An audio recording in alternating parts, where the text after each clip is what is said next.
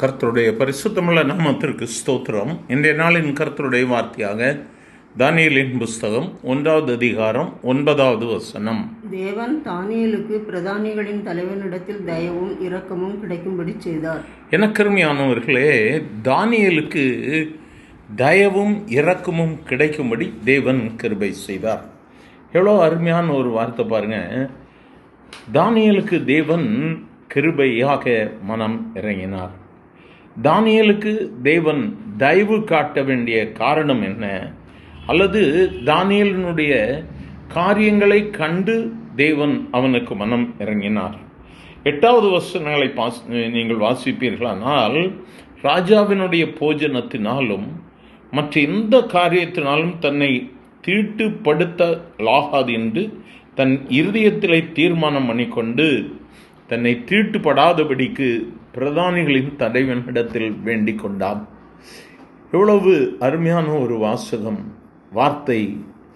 எனக்கு அருமையானவர்களே, எவ்வளவோ சட்டங்கள் ராஜாவால் இயற்றப்பட்டாலும் இந்த பிரதானிகளிடத்தில் இவன் வேண்டிக் கொள்ளுகிறான். அதனுடைய சம்பவம் நமக்கு நன்றாக தெரியும்.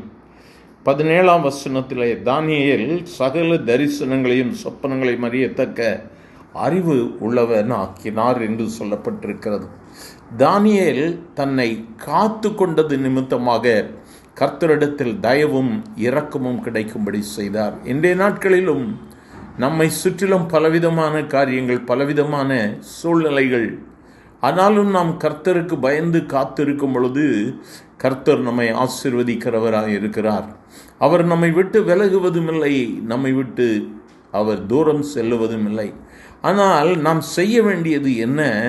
நம் கர்த்தரிடத்தில் தயவும் இரக்கமும் கிடைக்க வேண்டுமானால் நாம் கர்த்தருக்கு கீழ்ப்படிய வேண்டியது அவசியம். தேவன் விரும்பாதவைகளை, தேவன் தீட்டு என்று சொல்லுகிறவைகளை விட்டு நாம் விலக வேண்டும்.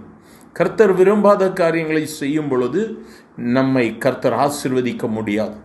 இந்த நாளிலும் இந்த வார்த்தைகளை கேட்கிற தெய்வ பிள்ளையே, என்னுடைய வாழ்விலும் என் ஜெபங்களுக்கு பதில் கிடைப்பதில்லை, ஏதோ ஒரு தடையின் நிமித்தமாய் நான் என்னுடைய வாழ்விலை முன்னேற முடியவில்லை என்று சொல்லி நீ கலங்கி இருப்பாயானால், இந்த கர்த்தர் உன்னோடு கூட பேசி கொண்டிருக்கிறார். அன்று தானியேலுக்கு கிருபையை பெருக பண்ணின கர்த்தர், தானியேலுக்கு தலைவனிடத்தில் தயவும் இரக்கமும் கிடைக்க பண்ணின என் ஆண்டவர், இன்று உனக்காக உன்னுடைய மேலானவர்களுடைய கண்களில் தயவு கிடைக்க பண்ணுவார்.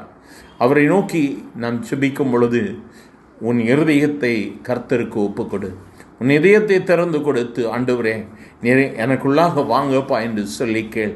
நீ அற்புதங்களை காண்பா. எங்கள் அன்பின் ஆண்டவரே, ஆசீர்வதிக்கப்பட்ட இந்த காலை வேளைக்காக நன்றி. உம்முடைய கரத்தில் தாழ்த்தி ஒப்பு கொடுக்கிறோம் ஆண்டவரே. அன்று தானியேலுக்கு தயவும் இரக்கமும் கிடைப்பதற்கு காரணம் அவன் எல்லாவற்றையும் விட்டு கர்த்தருக்கு பயந்திருந்தான். இன்று கேட்கிற ஒவ்வொருவரும் உம்மோடு கூட ஐக்கியப்பட கர்த்தர் உதவி செய்யும். ஆசீர்வதியும். இயேசுவின் நாமத்தில் பிதாவே, ஆமென், ஆமென்.